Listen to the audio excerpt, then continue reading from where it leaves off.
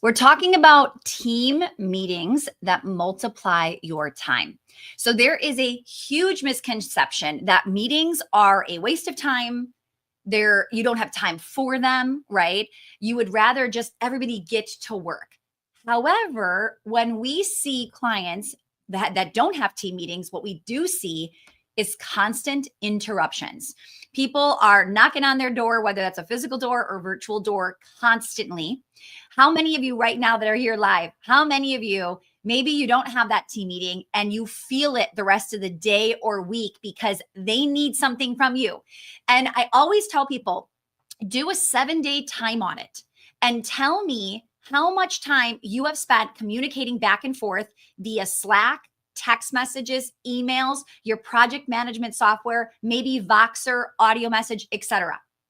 Go find all of that out, add it up, and I bet you it will be less than one team meeting. So, welcome everybody. My name is Stacy Tuschl. I'm the founder and CEO of Well-Oiled Operations, and I'm here to help you streamline and scale your business. And we do that by building a team that can run the business without you. They help you carry the weight of the business. How many of you are desperately waiting for somebody to help you carry the weight because it's just too much to carry by yourself? Say me in the chat, right? Okay. So one of the things that you have to understand is when people say, well, a team can be a headache, I agree with that. When you don't have the skill set, when you don't understand how to attract the right people, how to onboard those people, how to train them, how to coach them, how to hold them accountable, how to give them the support they need, it actually is going to be a headache. So we've got to make sure that when we start to build our dream team, we put systems and processes in place to make sure they have what they need to really be able to act in an autonomous way, meaning they don't need you to help them make every decision. Okay. And I think a lot of you on here for sure want that. So if you are brand new, you're not sure what we're up to, we are doing a 9-week free live course together. We're actually going through, I have it here somewhere. We are going through our Well-Oiled Operations book. Right now, we still have this book discounted on Amazon. I think it's under $6. It's like $5.99, I think. Kindle Unlimited, it's free. Kindle, it's 99 cents. And then I'm not sure the Audible price, but it is on Audible too. So we're going through the book together. And every week, I'm dropping an on-demand training Thursday mornings. You're going to see it right away on demand on YouTube. And then once a week, I'm popping on live to talk about the previous video. So the last video was all about team meetings that multiply your time. And today I want to take any questions you have, blow up the chat. I'm here to support. I'll be here today for about 30 minutes because I'm heading on a plane to Dallas to speak for our Powerhouse Mastermind, which is about 40 people coming together all in the 7 and 8 figure range that is just trying to scale their business, right? And simplify at the same time. So with that said, we're talking about why meetings, okay? I would love to know in the chat right now, because we have quite a few of you live. How many of you are doing, like, let's do this. On a scale of 1 to 10, where would you rate yourself when it comes to team meetings? 1, you barely have them. They're not effective. Like they're non-existent, right? Or maybe 1 is like, there is no team meetings. And a 5 might be like, you have them, but they're not effective and nobody wants to go to them.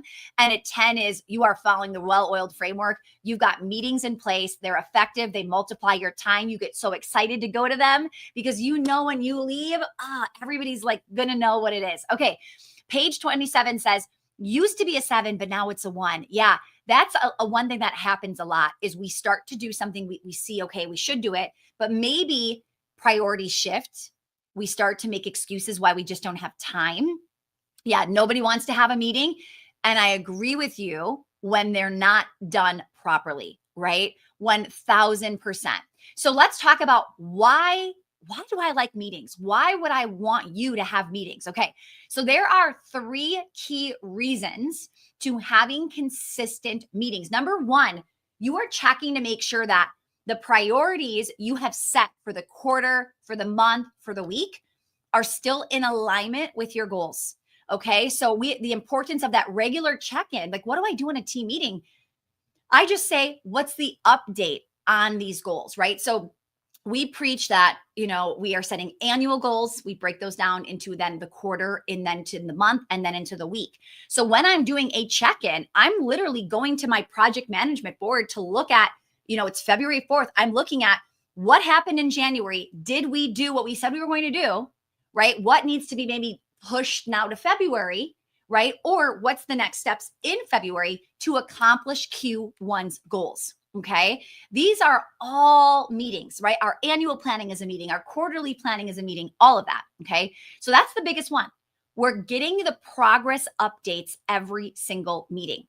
Now, some of you are micromanaging your team, and you're micromanaging your team because you don't know how else to figure out what they've been doing, right? What they've been doing, what they do all day, and where they're at.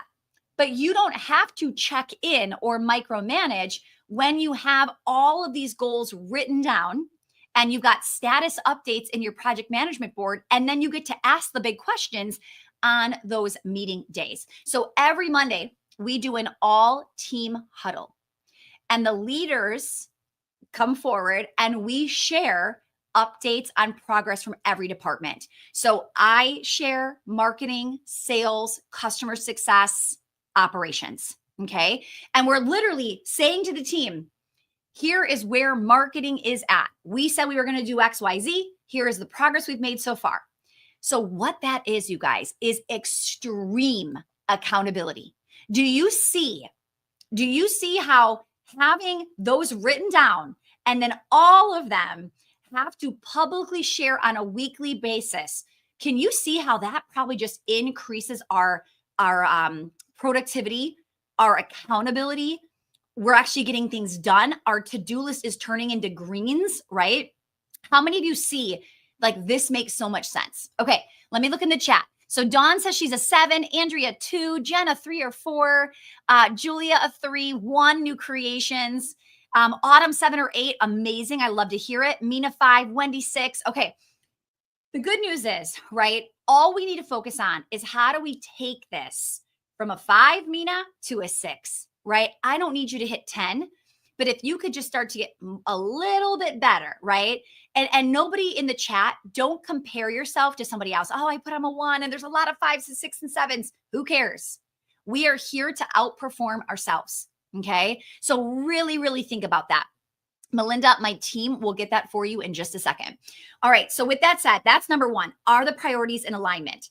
Number 2, like I said, tracking the progress towards the goals. So how many of you have had a goal for the week, the month, etc., and you find out the day it's due, it's not on track and it's not going to happen and we're delayed? And you're thinking, it would have been nice to have a heads up, right? We don't have those types of things happening because every Monday the leaders are giving updates. So we will already know week 1. Yeah, yes, too often. Yes, we're working on this month, but we're having trouble with this contractor. And I'm telling you, I have a feeling it's going to be delayed, but I am doing my best to communicate this with them and to make sure that they are doing this, right? And then week 2, okay, so the contractor said this, here's where we're at. There's no surprises, right? I am not surprised at the end of the month when somebody writes that they didn't complete this and they have to push it to February. Okay. So I really, really want you thinking about that. Okay. So with that said, that's number 2. Number 3 is the reason why meetings are so important is you can identify and provide support for certain team members who are about to get stuck, who are currently stuck, etc. So before we ever get off those calls, we say something like, okay, who here needs support in achieving their to-dos for today or this week or this month before we run, right? And just letting people have the floor to say, hey, I have this assigned, but I'm not really sure what needs to happen, or I don't have this yet, right? It's just a way for the team members to say, hey, hi, I need help. Okay. And we really want to make sure that we're giving people the opportunity to tell us. So again, this is us being proactive. Put that in the chat. We are being proactive versus the typical small business owner is reactive. Nobody is telling them they're behind. They're finding out after it's too late. So we really want to step that up. Okay. All right. So what I want to talk about real quick, and as soon as you guys, if you have specific questions in the chat, I will just keep coming back to them. And actually, I'll take one now, and then I'll go into really just a blueprint for effective meetings. Okay. So Morgan asks, what do you recommend for service and retail businesses where employees work different hours at different stores? It's not common for more than 2 to 3 employees to work together at one time. Okay. Morgan, so good. So first of all, this is very, very common in a lot of businesses. My studio, for instance, everybody comes in at a certain time. Like they might start their work at 4 o'clock and get in a dance classroom from 4 to 9. They don't have a 5 o'clock meeting time open or things like that. So it is a little, I don't want to say unusual because there's many business owners we can think of this that have that situation. So what could you do? So first of all, something to consider is you could be doing virtual meetings at a different time before they actually start their shift. So like we may have a 9 a.m. meeting virtually with our leadership team when a lot of them aren't clocking in later today until 4 p.m. So that's something you could do. Virtual is always an option, even when you're like, but wait, we're a brick and mortar. We have a building. What do you mean virtual? I have 3 commercial buildings that we have locally. I could drive to all of them. We do a lot of virtual meetings to make it easy.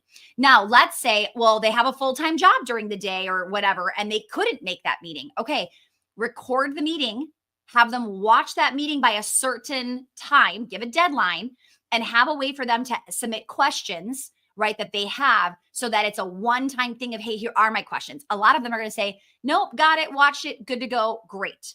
Okay. Morgan, does that help? Please let me know. All right. Aubrey wants to know, how much financial information of the business would you share with your non-management team? Okay, so I love this, Aubrey. I would say, well, first of all, let me to answer your question. With my full-time leaders in my studio, they have all of our financial information, okay? Now, my business is a little unique in which I employ like high school, college, kids that really just maybe have no idea and wouldn't be able to grasp or understand, these numbers, right? When we're talking millions of dollars, right? So I am not sharing revenue and profit with somebody who's part-time, like a 20-year-old part-time. That I'm not, okay?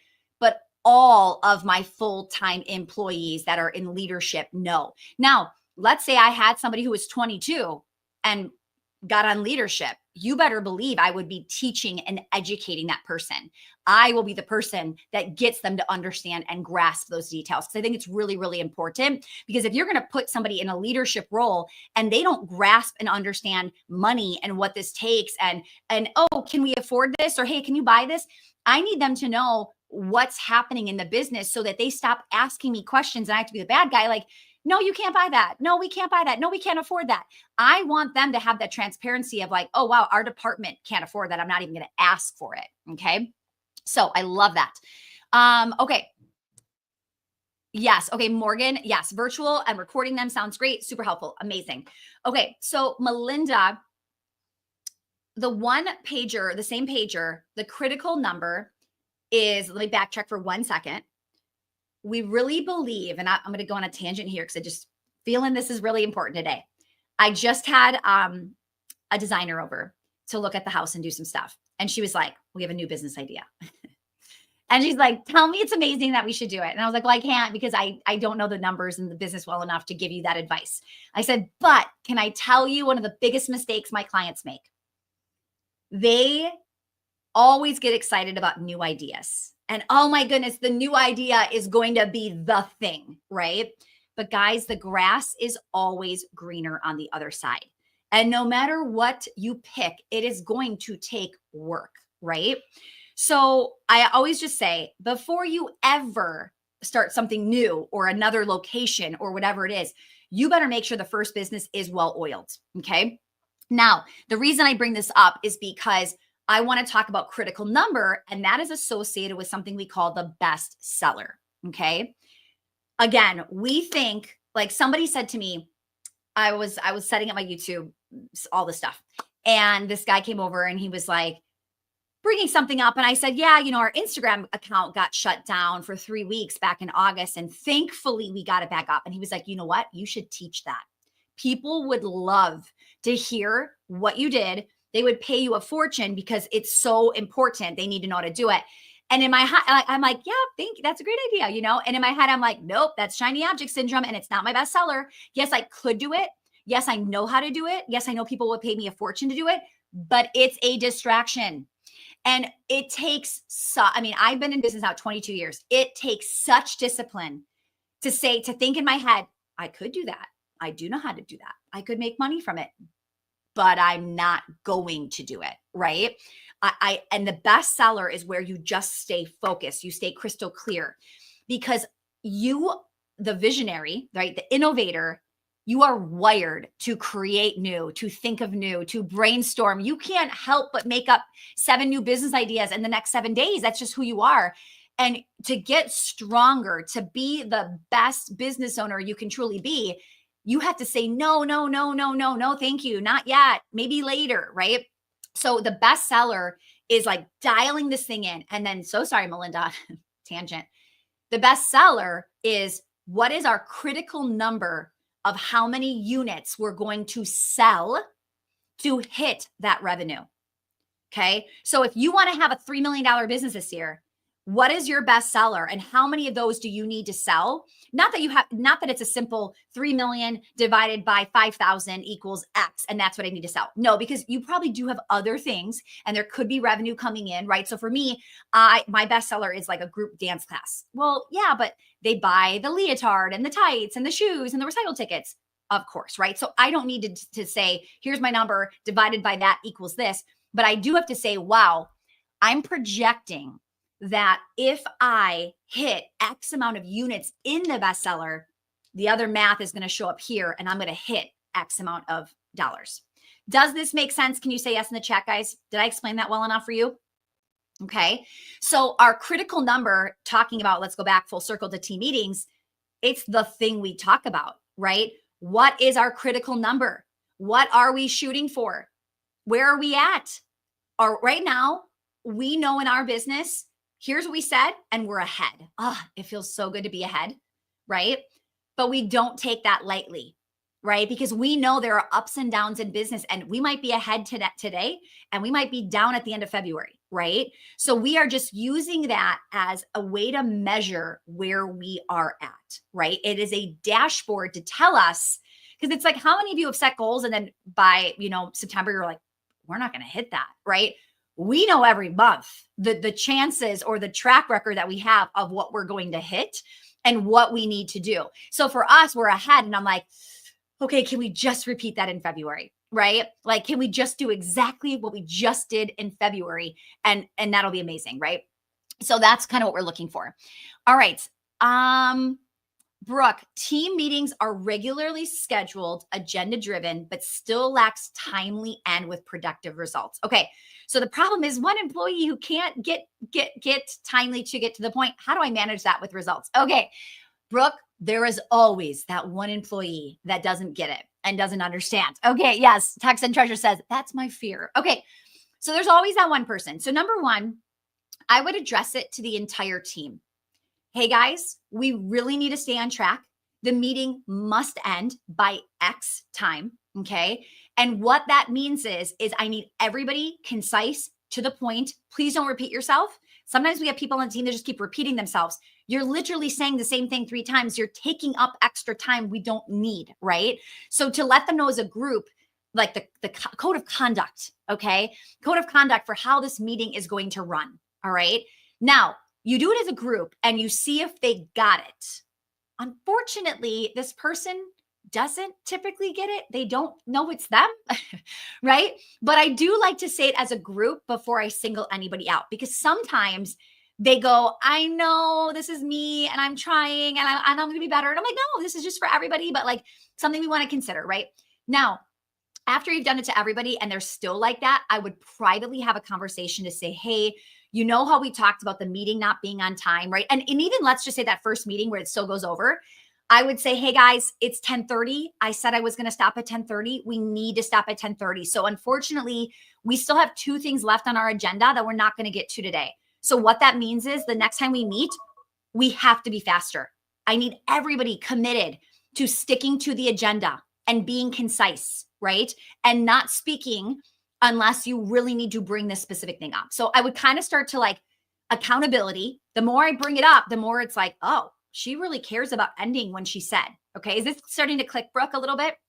Okay. So you bring it up, you keep stating it, and then you may have to have private conversations.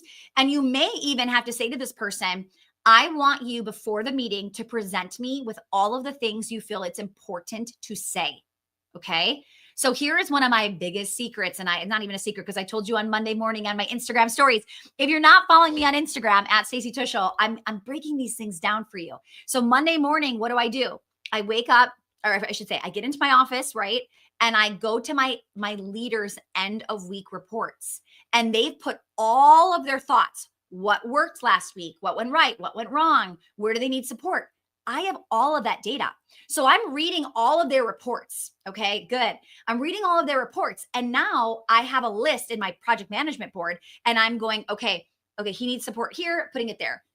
Needs support here. Okay, where does that go? Is this more important than the thing I just wrote down or less important? So I'm taking 4 people and I'm putting their problems, frustrations in order of priority. And that is my agenda for the meeting. So the loudest person doesn't get to talk. I'm running the show. You don't know this, but somebody has a bigger problem than you, and we have to talk about it. So that will be helpful. Second, the person who maybe talks a long time has already condensed their thoughts on a sheet of paper, and I don't have to read it out loud.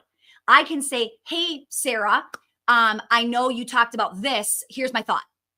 So if Sarah is a rambler, which she is absolutely not, but if she was, I condensed her saying her problem in 4 minutes because I read it quickly and I am talking first. This is going to be a game changer for those of you that have this problem. Okay. All right.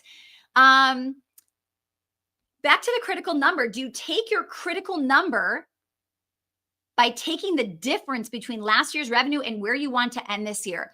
So Debbie, I take that into consideration, but it's not like it's not simple math, right? Now, I always bring up my brain is one way, and then my operator's brain is the opposite. Okay. I'm like, oh, okay, well, we hit this last year critical number. And if I want to double, I just need to double the critical number, right? And then she's the one with the crazy spreadsheet where she's like, actually, if we took this and we did this, and this is the payment plan, and this is the this, and this is where you're coming up with, right? And my brain's like, no, I don't think so. And she's like, no, I'm positive. Okay. You take me and you take her and you combine us, right? And we use the data to direct us. But now listen, if she said to me that like 100 critical number is never going to hit it to 1 million. Okay. And she brings that data to me, I might say to her, okay, well, what will hit 1 million? And she might say, you need 150. Okay, cool. What is it going to take to hit 150 in a critical number? Who do we need to be? How do we need to show up? Right. And that's what a good right hand, a good operator helps you do. So I am the innovator. I am the person with the ideas, and my operator is the person to take my ideas and execute it. And on those meetings, she's running a lot of these meetings. Okay. All right. Okay. Hang on. There's so many questions coming in. I love it, you guys.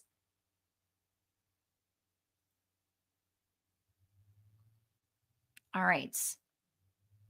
So wait, Tex and Treasure, are you an actual client of Well Oiled, or are you saying you're watching this because obviously there's different stuff for you to watch inside? Fill us in the chat if you're an actual client and you're looking for something in a portal, or if you're saying you're just new to the community and you want us to help you find it, we'll make sure the team gets that to you.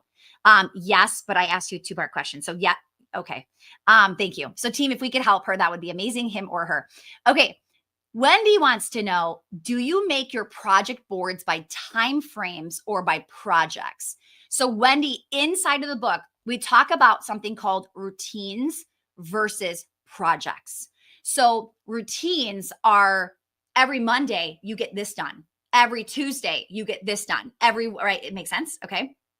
Then a project, now that is something where it's in a totally different project board.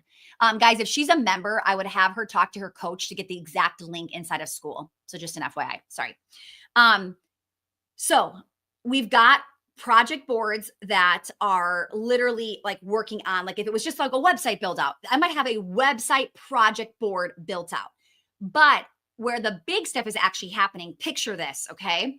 Picture this is I've got my annual board with all of our big projects. Then I have another board that's a quarterly board with what we're committing to for Q1. Then we have the January board for what are we committing in January? Now it's February, right? And then there's a weekly board.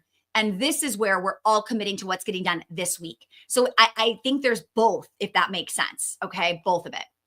Yeah.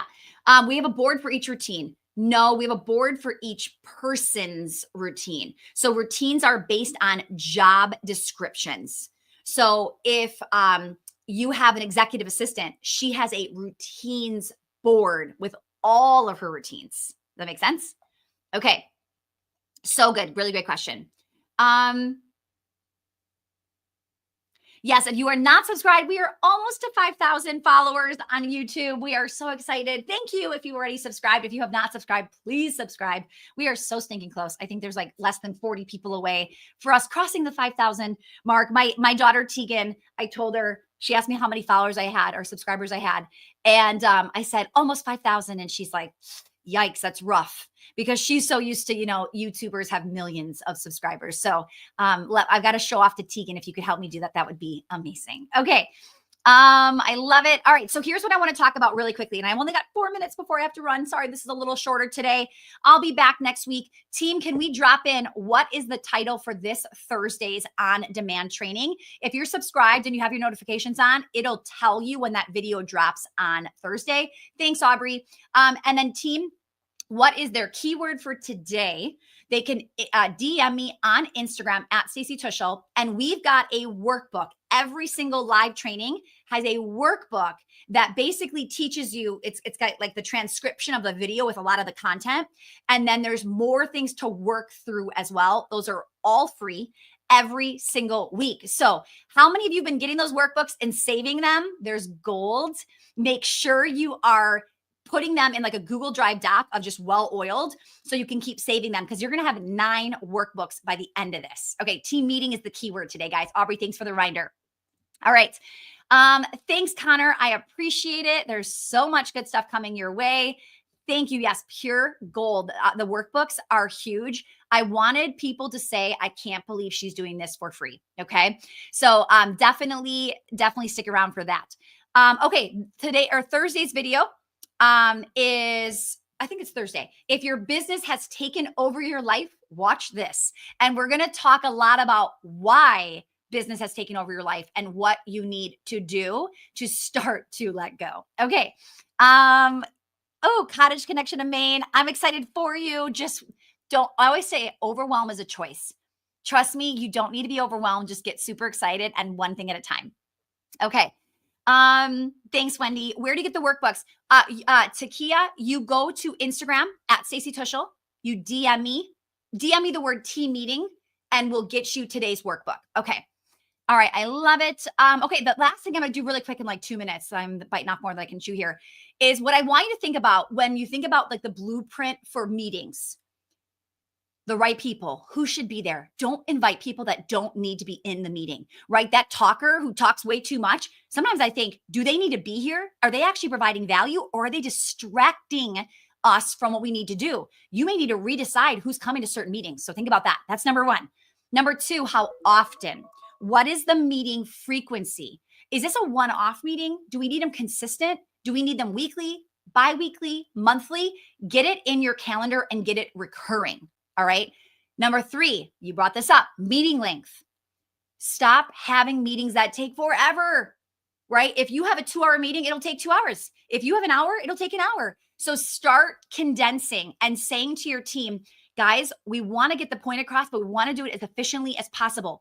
Use a timer, right? Have a timer go off and actually be like, all right, next person, right? We got to move on to this. Like, stay on track and get somebody who's not afraid to say, I'm so sorry, I have to cut you off, but we have to move to marketing or we're not going to get all of their information. Okay. So determine the meeting length and really get more specific on what needs to get accomplished and how long you need to do this. Okay. Meeting. And number 4 is who should lead the meeting. Biggest secret, biggest tip. I do not lead any of the meetings. Okay. If I wasn't there, they would go off without me because somebody else is having the agenda and is going through it. So if I'm traveling, no big deal. That meeting's going to happen today with or without me, and they're not even going to notice I'm gone. Okay.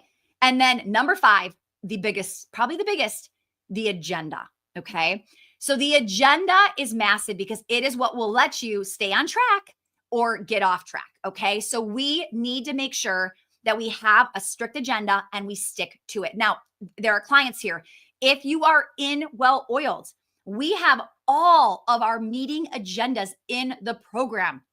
Rip them off, steal them to a T, copy it. Do not start from scratch and think, what should I talk about? Just take our exact agenda and have somebody, not you, be in charge. And their goal is to get this whole agenda done in 30 minutes or 45 minutes. Get in, get out, and stay productive. Okay. Is this workbook different than the Woo class modules? Julia, if you are a client, your workbooks are bigger and better and so much more beefed up than anything we do for free. So even though right now somebody's like, "Oh, this is so good, this is free," in the program, our trainings are better. The templates are better. Everything is more in-depth, more thorough. And we really try to answer as many ways as we can how to get you the results as fast as possible. Okay. So if you're a client, you can absolutely go get those workbooks for free. Go grab them for sure. But know that inside of the program, you're going to have much, much better ones. So it's totally up to you. No judgment. If you still like, I'm going to still go snag them, go snag them. Okay. It doesn't hurt because they're rinsing and repeating, and true mastery is just consuming it over and over and over. So for you to have the actual content inside of the program and hearing it and seeing it, and then going to get some of the free stuff and recycling it, it's only going to help really drill it in your head. And you've got to be strong enough to teach this. Okay. Yeah. So Text and Treasure, your coach, you have unlimited access to them via email.